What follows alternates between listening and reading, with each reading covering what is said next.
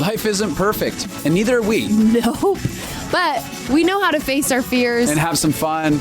and talk about all the messiest things of life. Like the messiest things. Get connected to yourself, get connected to others, and get connected to the life right in front of you. This is The Connected Life with Justin and Abby. That's me. That's you. And you. Hey, Abs. Hey, Justin. Does somebody have period brain? Yes. Yeah. We were standing here in the studio, and you had been talking on your phone, and then put your phone down, and it's not a very big room, and then suddenly she has not left the room, but the phone has disappeared. I was like, oh my gosh, where is it? Where is it? Where is it? Yeah. What happens for, like, is that a reason why women at one point were separated from the entire tribes during their period, because they just like lost their minds? You know, I want to be like all feminist and be like, oh, how dare you say that? But I often think like it was a good idea. Get us out of the house while we're crazy. Get us out of there. And then we can all cry together and commiserate together and lose things together and yell at each other. I bet there's a lot of cat fights in those places. You know, I haven't done For enough. some of you who don't know, in the Bible, they used to send the women out to like a separate location on their periods because they were unclean. They declared them unclean. I think that was really a bunch of guys got together. I was like, We look, can't handle it. my life is miserable. You got any ideas for this? Declare them unclean during that time. I'm sure it was for sanitary purposes back then. There was Absolutely probably real sanitary stuff, but I don't know. I think we should roll with it. I know, but I mean, sometimes it's nice being around me while I'm on my period. Have you ever been around you while on your period? Sometimes I'm like sentimental and squishy, like lovey. I love your denial. So let's move into a bigger topic today. All the ladies out there are like, I don't like what he said, but there's truth in it. No, listen, some women are like the chosen children who don't get PMS at all. Oh, I know yeah. a ton of people who They have are the none. bells of the ball. Yeah, they're like completely the same all the time. And that is how Sounds we'll delightful. start this episode on reconstructing your faith. No good transition for this. Hopefully you all got a chuckle out of it. Okay, besides my playful banter at my wife and her being on her period, we are Which going to... you should let them know you do love me on my period, correct? Yeah, from afar. You are a delight. I'm just saying, for I've had you so many listeners- opportunities to hold you, let you cry in my arms, let you tell me that I suck as a husband. Yeah, I don't have any bad emotions about you being on your period. I mean, you do have to brace for it sometimes, I'm sure. Brace for impact. 3, 2, 1. So today we've been talking about, this whole faith conversation, and we've centered a lot of it around our Christian faith background that we have more input in, more knowledge of, where we can actually have a personable dialogue where it feels like it's a little bit maybe more intelligent. Well, you're just saying we have experience. We're sharing about what we have experience with. Yeah, that's what I know about. And I would Apply say it to your own life, whatever you are. Yeah, whatever religion you come from, I think because when we had David Tinson on a couple weeks ago, I highly recommend listening to that episode where we talk about the stages of faith. And those stages of faith are true whether it's Christianity, Islam, Buddhism, any of the Yeah, they're growth journeys, and there's finding your own voice. Yeah. Yep. Inside of it. So what we wanted to talk about is the reconstruction of faith and what we learned out of our own personal reconstruction. I don't know why you're saying we, because this episode's about you. Okay, this episode's about me and what I learned about reconstructing. I'm assuming that you're going to get involved. Oh, I'm going to talk about it, but this is your list, babe. Yeah. Not my list. Not your list at all. Nope. And this is what I like. We have deconstructed our faith, and some of the conclusions we've come to are very similar. Yeah. And some of them aren't. Yeah, I think that it's interesting because we have, deeper conversations about faith where we completely disagree on some stuff or have. And usually Abby finds her way to whatever I believe. No.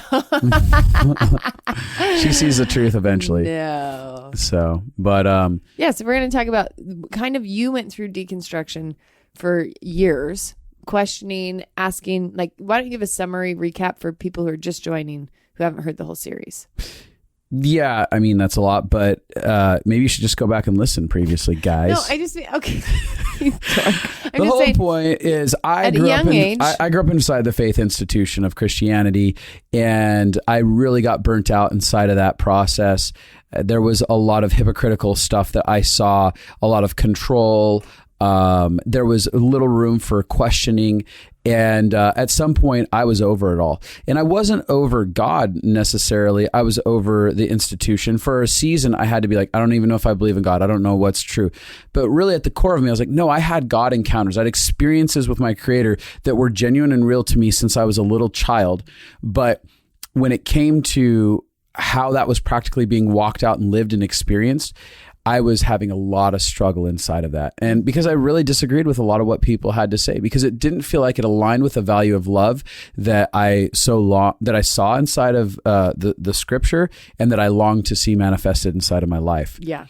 And so through that, there were times where people thought that I was either being rebellious or whatever, or lost my faith, but I didn't. I lost the version of faith that was institutionalized and the version of my faith that was birthed out of a denomination, and the tenets and values and beliefs that they had all gathered together and said, this is truth, live by this or you're not a Christian. And I didn't like that. I didn't like that. And so I hear on the other side, you cannot get me to move from the idea that God is very true and real. You also cannot get me to move from the idea that Jesus is the way, the truth, and the life.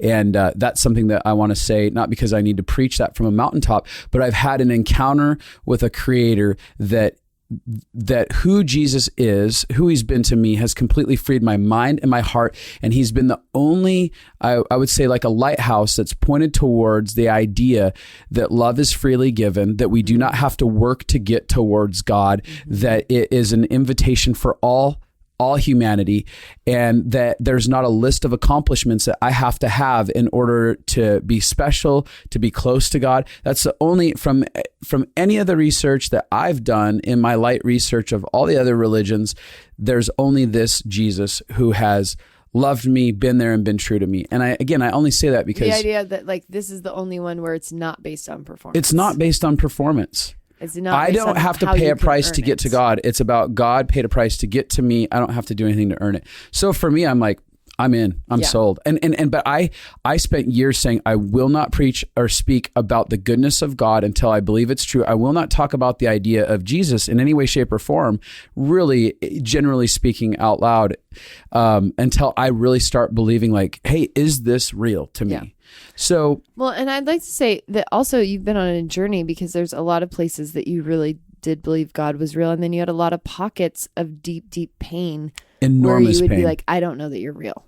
You had both going on inside of you for a long time. Do you want to talk about that? Yeah, I want to talk about that, because that's something that we as humans, it's interesting because you'd think that would be very contradictory, a lifestyle of contradiction, but it's actually truth and tensions. And we begin getting a truth in one area, but this other space inside of us doesn't know that that's real as well. So for me, it was like, I knew God as a provider. Like, oh, he provides in areas of tangible, like he's going to take care of me financially. He's going to show up when I need something here. I don't know if I know him as a healer. I don't know if he actually physically heals. I don't know if he brings about tangible results to help get healing. I don't know if he's really a good dad in these areas or a good friend. Those questions were happening inside of me. Yeah. And I think a couple of times that I've seen you really like wrestle through some of those. I remember the first conversation you had with your mom when you were able to talk about your abuse for the first time. Yeah. And how you're like, there's a part of my heart that can now see God's goodness. Well, I could see, like, when my mom first initially acknowledged the reality of the pain and the abuse in my childhood and was able to go, yeah, that's real. That was a miracle to me. And like, I had seen physical miracles where people had tangibly gotten radically healed of cancer and other things that doctors literally said, this is only a miracle. Like, there's no other way of this to happen. But I could not fully believe that God was a God of miracles in this area, because there was so much hopelessness at the idea of like, I will never actually hear my mom take ownership for this. And the day that she did that on her own account and own those things, I was like, oh, I believe that God is a God of miracles. Like, this was the pocket of hopelessness that got shattered when this resolution was brought about. And there may have been other ways that he brought that maybe my mom could have gone the rest of her life not acknowledging it, and I could have maybe got there in other ways. I'm just saying that healed a spot in my heart. And then I was able to go, oh no, he creates miracles in relationships. Yeah. And then I would say when I got really sick, you had to wrestle through. Oh, I wrestled for almost 2 years there. Like, are you a good God? I hate you. Why aren't you showing up? I've seen miracles in other places, but it's not here. Am I crazy and delusional back here, even though I know there was tangible evidence of miracles here, but I can't see it here? Why are you not showing up for her? She's so good. Like, there was struggle, anxiety, anger, frustration. And, you know, inside of that, I got to a resolution that he was a good dad outside of you in a healing. Like, actually in the middle of you at your worst place. That's where you found peace. I found peace. And I was able to go, Dad, I see that you're a good dad, regardless of what doesn't make sense to my human brain right here and now. I know that you've been involved. I have a history that I've built with you where you've been involved in beautiful, miraculous ways that are very special to me. So I'm going to accept that you're a good dad, regardless of if Abby dies right now, or if she goes on sick in life like this, or she goes on in life feeling great and amazing. You're just a good dad. I'm letting you off the hook. I'm going to fully stop accusing you in this area. Yeah. It was pretty amazing to watch. And so I think that I think this is what faith is that there's pockets that we have so much ability to connect and believe, and then there's pockets of our hearts that have a hard time believing, and we're going on the journey of ever expanding that. And I also think that I like the journey that you've been on of being honest with it, but one of the core values I think that you've begun to live by is that you want to learn how to not allow the accuser to tell you about the nature of God. Yeah, the voice of accusation. Because let me back up before I say that. There are many parts of our lives where there's adult selves, and then there's our historic self. Yeah. And adult self has places where it goes, I fully stand on this truth. I know that here's a good dad who cares about me. My logic brain and everything can connect with it. And even part of my emotions can connect with the current. Yeah. There's some of you out there that'll struggle with some of that, because there's pockets of you trapped in childhood moments that go, but this moment in my childhood, I feel super abandoned and like you're not real here. And so that was kind of the beauty of my reconstruction journey, was also the healing of history. It was the God visiting me in those past places, me and him together, going there and sitting down and dealing with the pain, dealing with the lies that I began to believe. Because I think this is what we see is most people, when they go through deconstruction, there's always pain involved. I've never seen someone in a deconstruction phase that wasn't in a painful season, that didn't have tons of pain coming up. And oftentimes we throw the baby in the bathwater. Baby out with the bathwater. I couldn't remember it. So that dyslexia kicking in again. Yes. Yeah. And so, but babies were the last to get baths back in the day, when they had a tub and all the family bathed in it, and then they threw out the water after it was all done. But they couldn't see the babies because they were so dirty. They say don't throw the baby out with the bath water. It's such dirty water by that point. Yeah, it's disgusting. Okay, but really, what were we even talking about now? I had something important to say. I don't know. Oh. Everybody who's in a deconstruction phase, there's pain coming up. And one of the things I wish that people would understand is, as much as we want to blame the church that we were just in, the theology we were just around, the people we were just around, the whatever reasons we would believe those things or we would gravitate towards those things is typically because of childhood pain that's going on inside of us. And so to have a healthy reconstruction, you actually need to go on the emotional health journey. You need to go on the journey of learning about why you do what you do, what affected you, how it affected you. Part of my ability, I can feel my emotions kind of getting well up right now. Part of the healing process and true reconstruction, I think a foundational tenet of it is forgiveness.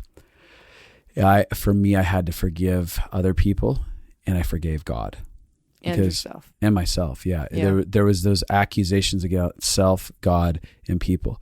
And once I could forgive them and let everyone off the hook, and we're going to get into that accusational voice you were talking about.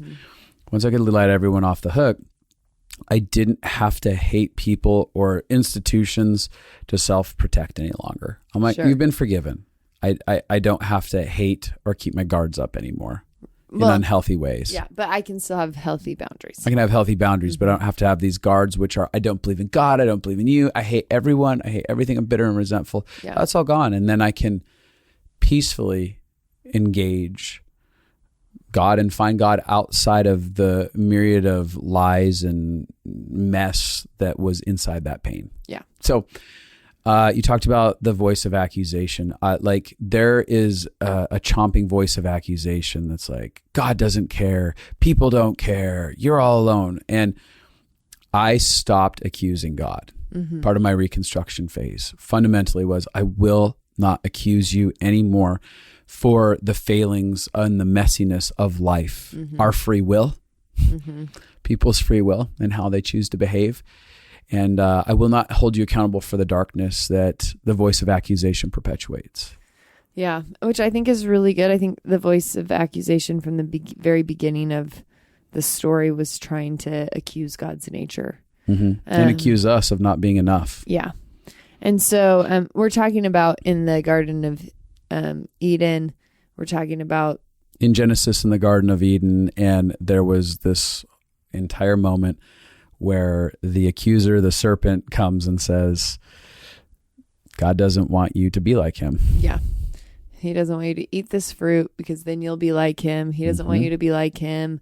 He knows that you could, basically, is the gist. Yeah. So accuses God's nature and also accuses humanity's nature because he's saying you're not already made in his image. You're not already enough. It says in there that we were made in God's image. Yeah. So there's this accusation against humanity in it, and we all struggle with it. Like, I'm not enough. I wasn't beautifully and wonderfully created. Yeah.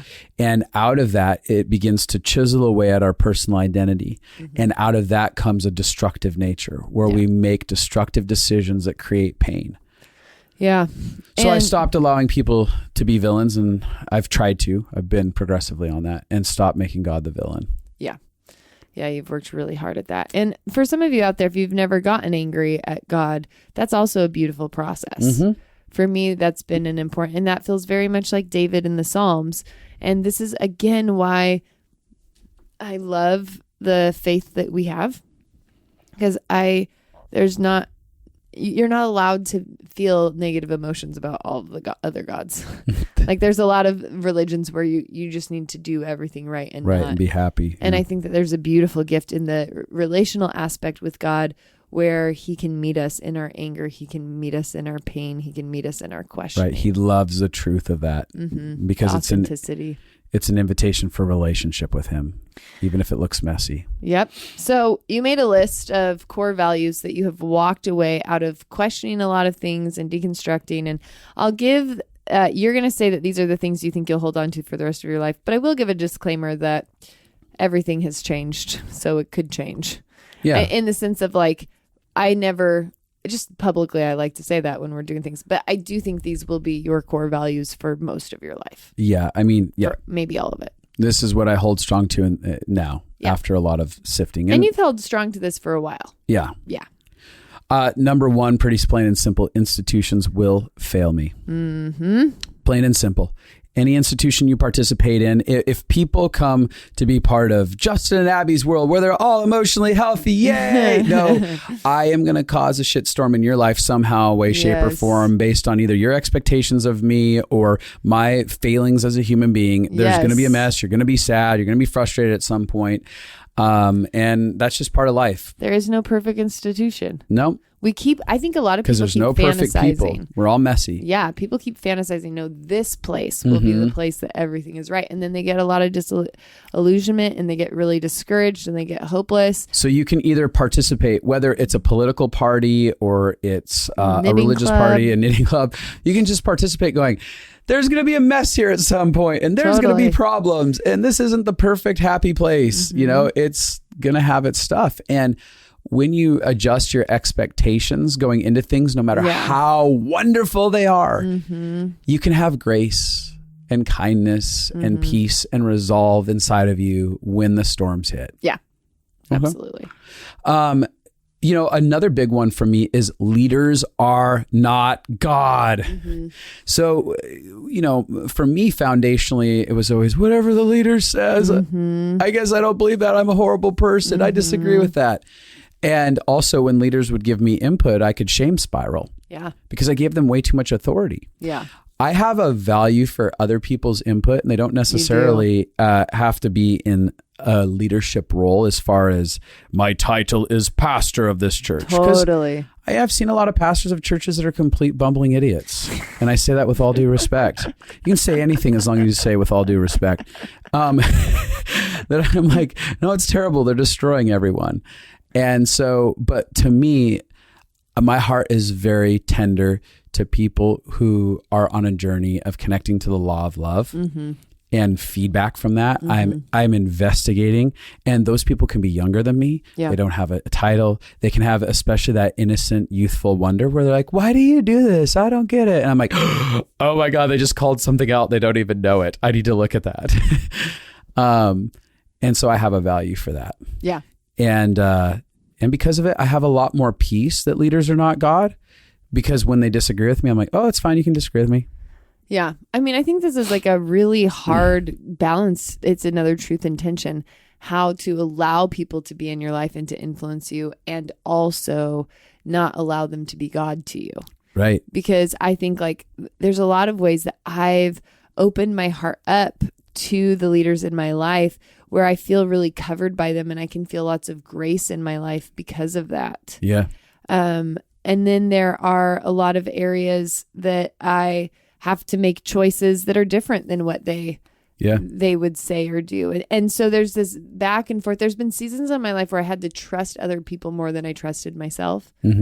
There were just seasons where I had to trust leaders. I was in too much pain or too much trauma, or in a season that was too hard to see anything clearly. Right. And so so sorry. Just had a hiccup. And so I needed to trust other people more than I trusted myself. Yeah. But for me, there's a lot of areas and a lot of times when leaders have said something where I've had to trust me more than I trusted them. And part of it just comes with how much do they know me? Right. How much do they, like my counselor, when she gives me input, she knows me a lot. Yeah. If I only see my pastor and have a 10-minute conversation with him every 3 weeks or every 6 weeks or whatever, and then they want to give me input on the deepest decisions of my life, that's going to feel really unhealthy to me. Yeah.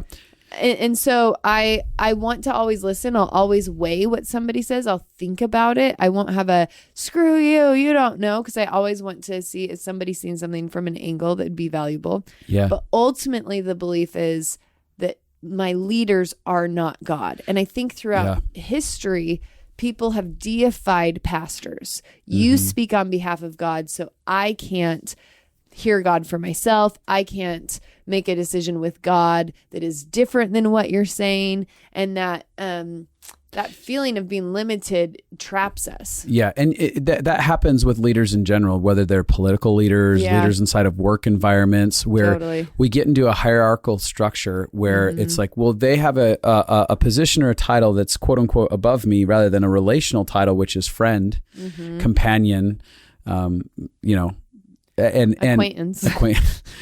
And it's very easy to not actually listen to our intuitive self. And so part of this that I want to tack onto it is, we get into a hierarchical structure where we get into a position or a title that's quote unquote above me, rather than a relational title, which is friend, companion, and acquaintance. And it's very easy to not actually listen to our intuitive self. And so part of this that I want to tack onto it is, while leaders are not my God, I also had the transition into, I started to learn how to listen to my intuitive self. And some people have transitions in life where they haven't yet learned how to connect enough to themselves to hear the intuitive self. Yeah. And it's actually really vital that we have people that have wisdom and have a journey that we go, I just need to listen to you because I don't even know how to hear internally. Mm-hmm. I have an internal compass now that I partner that with people's practical wisdom. Yeah.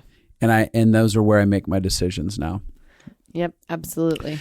I think another one for me is gray. Yeah, gray it's matter. Gray.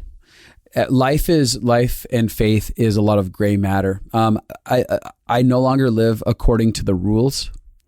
Oh, you're a bad boy. Yeah, rule breaker. Rule breaker. I think that rules, the idea of something like the 10 Commandments are very valuable. They're highlighting human tenets like, don't kill somebody. Don't sleep with your neighbor's wife. Real bad idea. And those are, it's not, I don't look at them as just a rule system. I look at them as a value system. And I think a lot of people try and find just the rules to live by. And so they expand upon millions of rules. Let's find all the rules that we can find so that we can be safe, we can be good, we don't get chastised. And I'm like, yeah, there's probably value in rules. So I'm not throwing rules out. Does that make sense? Yeah. What I'm trying to say is I don't throw rules out. There's value to them. Yes. But what I'm looking at is there's a lot of gray matter, and the law of love to me is the highest law of them all. And so the question begins to be more involved. I have to get more involved with myself, and I have to get more involved with others. I'm not just looking at a book going like, pull out the rule book. What's the guide to how I'm going to do this? I'm like, no, it has to become relational now, which demands more involvement on my end, where I now have to ask the question, what does love look like for this circumstance? Because in this moment, this person might create an offense, a problem, a mess that I would handle in a very specific way that's very different from the next person that comes and handles a mess, because I'm asking a question, what does love look like with them? Because grace for one person might be me holding a standard saying, hey, we're not going to do relationship until you get into counseling and get this dealt with. Like, I'm holding a standard. I'm not going to feel safe with you close to me if you don't figure out how you got here. Whereas another person who is just in a different place in life, love might look like, hey, I'm not going to create a boundary that says you have to get into counseling before we can have like further connection. I'm going to pull you in and help steward you through this moment. So what I'm saying is there's no black and white in how I'm handling that. There's a lot of gray around the question of what does love look like? Mm-hmm. And again, if you are connected to your intuitive self, and you're connected to God's heart, like deliberately going, I'm wanting to connect to love and understand what love looks like, you'll find a lot of answers very readily in that. Oh yeah. It's hard. I think a lot of answers I find in hindsight also, like, okay, well, I tried that as love, and now I think I'm seeing love, like I'm understanding love more, and now I'm going back and seeing, I could have loved this way. And it's a case by case, like how do we walk this out with this person? What does love look like? And love is such a balance, because love is compassion and understanding, and it's truth telling, and it's challenging, and so trying to figure out love is it sounds nice, but it is hard work. Yeah. Love isn't just a fluffy thing, especially when you bring the truth into it. It sometimes feels very painful for other people when you're loving them, because you're saying, hey, I'm going to tell you something that your heart or that you emotionally don't want to hear. Yeah. I mean, I think about my mom, and I used to always think loving her meant saving her, rescuing her, right, making sure she never felt any bad emotions. And that just landed in me enabling her all the time, right, which wasn't actually fully love. And so it is you're right. Love is very gray. And you have come away from black and white thinking that that there's one rule that works for every situation. Yeah. And I think even like that's very biblical. There's a lot of contradictions in the Bible. Oh, yeah. And I think it's good to be able to admit them. Like I always thought about how there's this prostitute named Rahab who lies to hide Israelites, and her whole family's saved because she lied. Yeah. And And then there's other people who lie and they die after They roll lying. over dead. Yeah. And so there's like lying. If we said it was black and white, the Bible doesn't even support that it was just black and white in that situation. You know, it comes down to the heart of things and actually seeing humans as humans and individual stories as individual stories, not just that everything is black or white. Absolutely. I think another thing that really stood out to me is there's not an us versus them any longer, you know? So in my institution, it was, there is sacred and there is secular. There are those Christians and then there's those secular people. And I don't even like, that language like makes me want to vomit so much. There's just God's children. Yeah. And those God's children may be, they may adhere to many other faith perspectives, and I may completely disagree with their faith expressions. Yeah.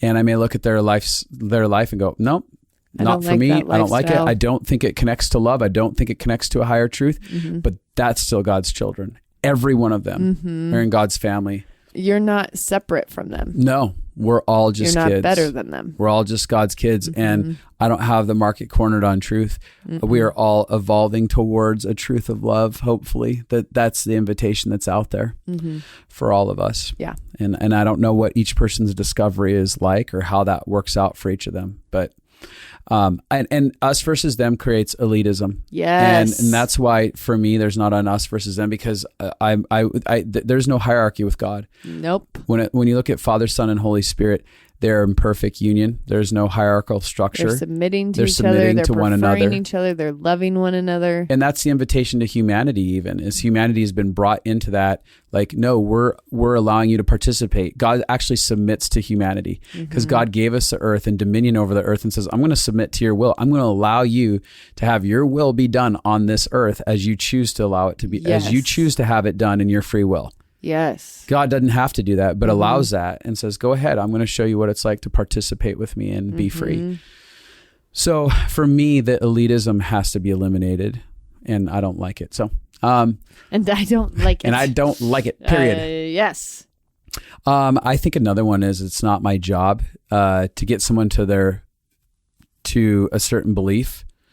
Like I need to get you to some sort of belief and have an idea that I have. Like, I'm no longer, that's controlling. Like, I'm not trying to go around and persuade everyone that they need to be like me. Yeah, be like me, believe the expression of faith that I believe, not just the relationship with Jesus, but they don't have to believe how I believe in Jesus. Totally. Because there's so many millions of expressions of what people think it is to follow Jesus.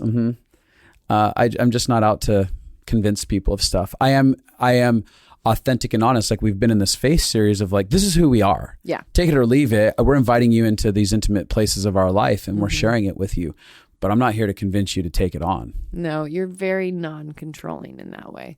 You hate being controlled and you don't want to control. Oh man. Maybe sometimes even to a fault where you Yeah. just let people do their crazy things without. That's not true. You're not a fault at that. But I think in the past you were less controlling, where you actually had to learn to have more of a voice. Yes. I probably went, all right, well, this will happen and it'll just burn my world to the ground and I won't say anything. Instead, now I'm like, I say a little bit more, but I'm not going to control still. Yeah. There's never control. And I think that the part of you is I allow you to be who you are. And if there's an invitation and you want to invite me into your beliefs and processing through your beliefs, then I'm going to share. I'm going to share. I'm going to show up honestly. You're going to get exactly what I think. Yeah. And then you get to do with that what you want. Absolutely. And and you literally don't punish people if they choose to believe differently than you. No. Which I think is a big core value, because so much, I mean, right now, even in politics, it's so much like agree with me or you're bad. If you don't agree with me, you're bad. I'm a little bit more hesitant to give my perspective if it's been thrown in the garbage 10,000 times by someone who's asked me. I'm like, I don't think you really want my input. You won't give it anymore. Yeah, I'm kind of wasting my time and yours because you kind of throw it out every time. So I'll lend it more to people who actually want it to apply to their life at some point. Yeah.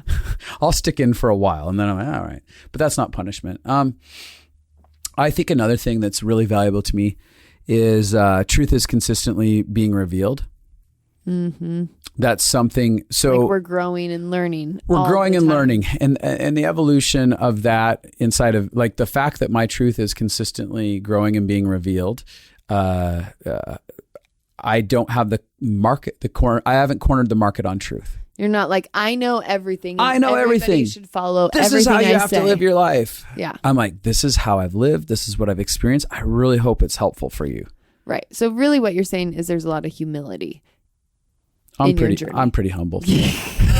Well, I mean, you're like, I'm giving you the best I have and the most I've learned. And I am I'm studying life and how to do it well. And here's what I've learned so far.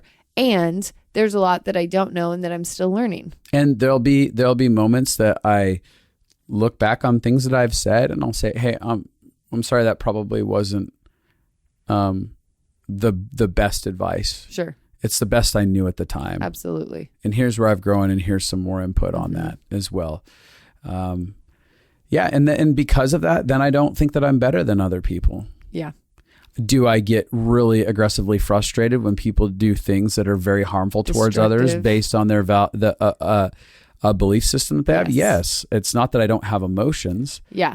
You get really frustrated when you see destruction and when you see people being careless with people's hearts. Yeah. But you don't vilify them and you don't punish them. You just feel sad about the And I don't think that I had ultimately the highest truth. I'm just like, I don't care for how they're walking that out anyways. I'm probably processing.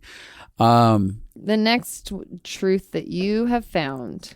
Well, I have some core value tenets that I live according to. Yep. And you do.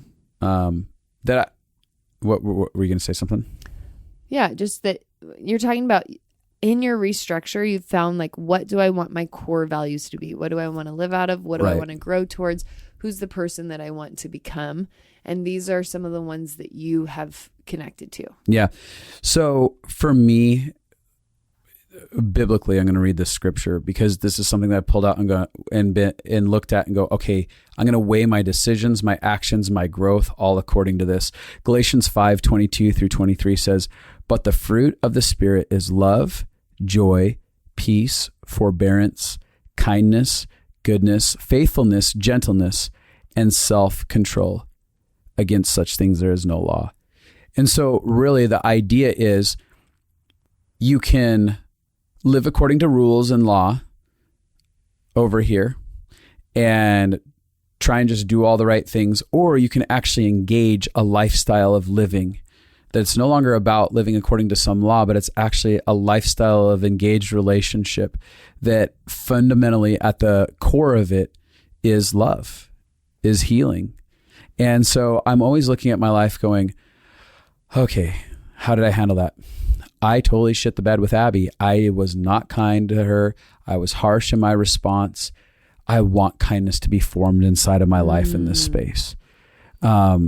I'm not being happy. I'm not having peace. I'm full of fear in these areas. I want peace to be made manifest rather than, oh, what was the rule that I broke and I need to be better in this area? Oh no, I'm actually living according to fear right now. How about I get connected more with peace? How do I live according to peace? What are the lies that I'm believing that keep me from peace? Because then my outward decisions are going to completely change as I engage this idea of the fruit of the Spirit. Yeah. I think the other one is, 1 Corinthians 13, which says, love is patient, love is kind. It does not envy. It does not boast. It's not proud. It does not dishonor others. It's not self-seeking. It's not easily angered. It keeps no record of wrongs. Love does not delight in evil, but rejoices with the truth. It always protects, always trusts, always hopes, always perseveres. Love never fails. But where there are prophecies, they will cease. Where there are tongues, they will be stilled. Where there is knowledge, it will pass away. And so these two things, all of my life since my early 20s was going, I want to become this. I want the fruit of the Spirit. I want to become what love is. I want to understand how to apply that to people, even when I'm correcting them. And I have failed miserably because of my humanity in it. but it's the thing that I keep returning to. And that's where I can feel solid. Because a lot of people, when they try to transition out of living according to a rule-based system, they're like, then what do I live according to? Totally. And this is these tenets right here. We can go back to that and go, all right, if I'm not going to live according to rules, I want to live according to love and the fruit of the Spirit. Well, and even the verse that talks about the fruit of the Spirit says, against these things, there's no law. Yeah. So it's literally saying this is the goal. This is a great way to live your life and produce this. And I think for me to produce, love, joy, peace, patience, kindness, goodness, faithfulness, gentleness, self-control, to have those in my life, I need to be experiencing that side of God. He never would ask us to produce something that isn't who he is. Right. And so, like, if I need more kindness, then I need to experience more of God's kindness. Yeah. I'll ask him for that. If I need to grow in gentleness, like, help me to see your gentleness towards me, is what I do. And there's this thing of, I want to have the fruit of the Holy Spirit, where is how I see God. Again, because we should be reproducing who we are encountering. Right. And so if that's what he's saying should be the fruit of the Spirit, the fruit of being connected to him, then that is who he is. And when I see people that, especially within the religious context, don't operate out of kindness and gentleness and all these things that we're talking about here, I go, oh, I see the version of God they believe in and that they feel connected to. And then the fruit of the Spirit is also supposed to be how we treat ourselves. Yeah. Am I loving towards myself? Am I kind towards myself? Am I patient? And am I gentle? All of those things are really important to how we live. So I think both of us have kept that as a life staple. Like, are we living this, and what do we need to engage this? And I think people who are listening to this need to ask the question. It would be valuable to go, do I know you, God, as what they just described? As the fruit of the Spirit? Do I actually know you as that type of God, Father, friend? Do I know you as that type of love? Yeah. And if I don't, then that's a really big thing I need to sit down and be working through and be opening up to and go, all right, what do I need? What needs to be healed so that I can see you through this lens? In our Living Fully Alive course that we do, we have a couple teachings just around this concept. We have one about the fruit of the Holy Spirit, seeing God, one around forgiveness. You talked about forgiving people, not villainizing them, and the nature of God, seeing him as good and loving and transforming how we view him so that we can transform how we show up to the world. It's so much more. It's not really like about faith. It's about learning how to come alive. It's about understanding your operation system, how your brain works, how your beliefs work, how your hearts and your emotions work, how to not abandon yourself, how to be connected to yourself, how to love yourself, how to not agree with shame and judgment. It's a full course. It's basically the foundational principles of the core belief systems you need to be able to feel thriving and healthy and whole. And we decided this year to do something we've never done before, which is offer a second round. And so we're going to do that. It'll start April 28th, and early bird registration will start soon. Not yet, but it will last until March 31st. So put it in your calendars. I think early bird registration will start around the soon. Around the soon. Yeah. I think another core value is people don't have to agree to feel acceptable. Like, I don't have to agree to feel acceptable. They don't have to agree with me to feel acceptable. Like, for me personally, if people look at me and say, I disagree with all that you believe, okay, I'm acceptable. Yeah. I'm acceptable in God's eyes. Even if I'm wrong. If my perspective is completely 1000% wrong in God's eyes, then okay, I still feel acceptable. Because he still loves you. Because he still loves me. And I'm doing the best I know how to do. Yeah.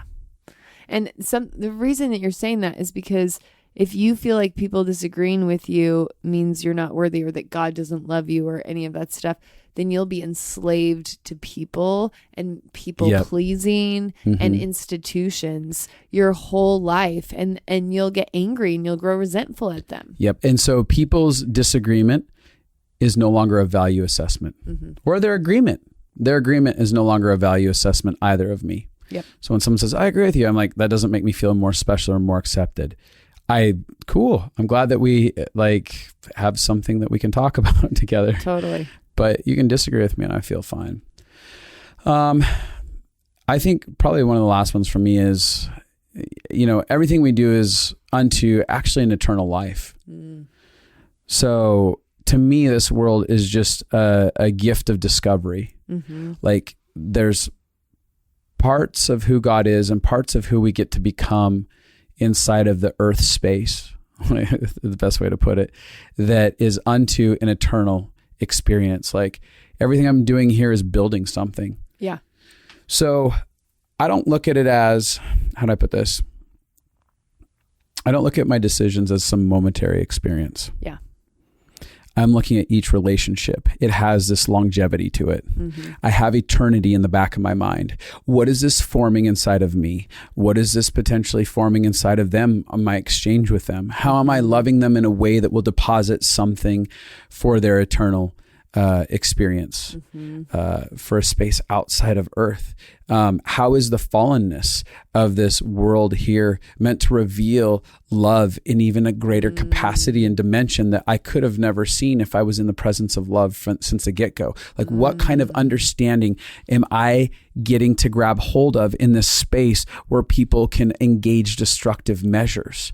When there's an immense forgiveness for my destructive choosing that chooses something that goes against the law of love, when forgiveness enters into that, how much more how much greater, how much more grand is the nature of love when I understand, no, I had the ability to make destructive decisions. I made destructive decisions and I was still chosen. I was still forgiven. Unconditional love is so grand. It's so great. The Father is so grand and so great. And so I'm looking through the lens of everything to that eternal thought. Yeah. Yeah, I see you do this a lot, and it is really valuable because it gives you perspective for suffering. Yeah. It gives you perspective, like this isn't what it's going to be forever. Right. It gives you perspective for the power of love, the power of seeing someone. Your eternal perspective is constantly enabling you to reach out to a stranger who needs help, to love on somebody that you see in front of you, because you actually see that there's a bigger story in humanity happening, that our lives are all connected in a deeper way than what we're aware of, and that there is actually beauty in this earth by getting to choose things like love when there's pain, or forgiveness when there's hurt. There is actually this powerful thing that gets released when we make decisions, and that there isn't, Paul Young says, if anything matters, everything matters. Yeah. That you're not just living life feeling like none of this matters, there's no point. You actually believe, no, I'm learning and growing and I'm becoming more like love every day. Yeah. I think a lot of people, especially with a faith background, have this idea of like, oh shit, we just have to survive this earth realm so then I can go to heaven and be with God, blah, blah, blah. And like, it's not actually an engaging of the current life that's right here. And it minimizes the value of this existence. And it also, they create separation, they create bubbles, they go run and they hide in their own space apart from one another, rather than seeing like, no, this isn't like a, I don't know, like a bathroom break, getting off a bus really quick for a bathroom break and just isn't. Yeah. It's not some quick bathroom break and then we jump back on the ship and take off. It is actually a moment of time to be engaged, to grow in something. It's very valuable. And once you can see it as, no, there's purpose here that translates to there, then we begin to live fully alive. Yeah. We begin to engage this life in front of us and ask, what is in it for me and what is in it that I can give to other people? It was interesting. I had a conversation with Paul Young a while ago about the concept of suicide. And he was saying, the concept of suicide supposes that you stop growing once you're dead. Yeah. And that you don't have to like transform or face that, go through that, the separate, like the pain or whatever you're learning or whatever you're growing in. He's like, the idea is that you can get an out for the process of healing and just get to another place where everything happens magically. And he was like, I don't know that that's what it'll be. Yeah. Like we're on, like the gift of humanity is we get this chance to grow and become more whole. And who knows how the wholeness journey, I mean, the Bible is clear on some things, like there'll be no more tears, but then there's all of this very gray ambiguity about what happens specifically after death. Yeah. And what is the growth journey? What is the development? What is there? Because there has to be free will. And I thought about heaven. this: those who will choose to engage love here and become servants of all, rather than just dominating over the top of people, but actually learning how to serve here. What does that look like on the other side when you've actually gained something and you get to impart something and continue to impart your journey in unique ways to God's creation? I don't know. Like, those are things that I think about. Like, how does what I grab off this get to be given away even further? Yep. And get to serve people further rather than, leadership that is hierarchical, but leadership that is lowly, where we get to go, I'm going to continue to give myself away. Yeah, totally. Yeah, so there's purpose. There's purpose. All that to say, I came away through reconstruction with a lot of purpose inside of me, a lot more peace and contentment, a greater limitation of hierarchy. It's been very limited, the hierarchy inside of my head of I'm better than and all of that. Really a humbling process. And a relatability that was developed out of me, because I just see me and other people, instead of being like, what the hell is wrong with them? I'm like, we're all screwed up. We're all so screwed up. It's the one core value that I'm learning in life that I wish we could all just get. Could we all just admit how messed up we are? Could all of us? I was having lunch the other day with somebody who was just telling their story, where they came from, and they were like, I feel so vulnerable just sharing this. And I was like, why? Why can't we just all admit how screwed up we are? Why can't we just all be comfortable in it and be like, instead of all of us going around acting like we're better, some of us have fooled ourselves and we're like, we think we genuinely are better. That was me for years. But I wish we could all just be like, we're all on this journey together. We all have to learn love. All of us are having to learn how to heal. Everybody's been through trauma and pain on the planet. There's not one person. And in that, we all belong to humanity. We all belong to each other. We all actually have some shared experiences. Everybody I know wants love. Everybody I know has been hurt by love. Everybody I know has been rejected. Everybody's been abandoned. Everybody has had fear that they've had to face and had to overcome. Everybody's had to fight through limitations. There's just, that is part of living as a human. And so the beauty is, for me, having a God who was so prepared for how screwed up I'd be, who was like, just wanted to be a source of love. Yeah, that he wanted to love me unconditionally and be the comfort that he knew I wasn't going to get, and be the source that he knew I would need, and be the stability and the faithfulness that he knew I would need to see. Like, it's such a gift when we can just see that he came to be everything he knew we would need on this planet. Yeah. That he's not here to punish us. He's not out there waiting to punish us. He actually literally came to free us from the hell that we live in. Yeah. He came to meet us in our darkest, human, messiest places and say, I am here, baby girl. I'm here, baby boy, to hold you, to be with you, to help you to feel understood, to know that you're chosen and I care about you. Yeah. And that would heal each of us. Mm-hmm. So to me, that's ultimately my conclusion on God. Yeah. It's really, you really do see him as so good and so loving, and you're so honest with your journey. And I've appreciated, one of the things I've really liked about you is you really went through deconstruction, but you've stood on what you found and you keep digging into these core values.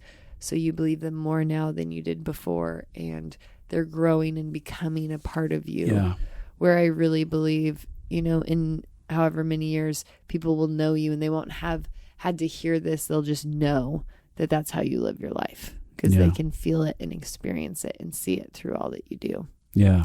And it feels great one thing that I love, and it takes people a while when you deconstruct to figure out core values to hold on to. But some people deconstruct and then they never hold on to core values again. It's like they are always changing their whole belief systems over and over and over again. And I think that's okay to do for a season. But the goal would be that you find some core values that you can stand on, and then you can actually build your life on have those. some stability and build around it. Mm-hmm. Yeah. Well, that was good. Reconstruction, there it is. Yeah, I'll probably share some of mine in a later episode. But if you're interested in living fully alive, you can email us at Justin and Abby. Nope. At LFA at stumvalconsulting.com. Yeah. And you can also visit justinandabby.com to catch up on round 2. We should have that up here pretty soon. So if not right now. I'm really excited about it. There's so much momentum this year on this group. There's so much transformation and breakthrough. And we changed the way we did the program, and it's so good. I'm so freaking stoked. So there's that. We also have the Compassion Project. If you need to connect to compassion for yourself, from God, for others, for healing, we have that e-course as well. It's something I'm very, very proud of. And we have the Father Series. Yeah. To help you deal with all your dad issues, because we all got dad issues. And we all know that God issues are very connected to dad issues. Yes. Yes. That's why we made a whole section in the Father Series to be about viewing God differently than what you've experienced. Yeah. So there you go. We're done now. We are very much done. Go away. Go away. Goodbye. Goodbye.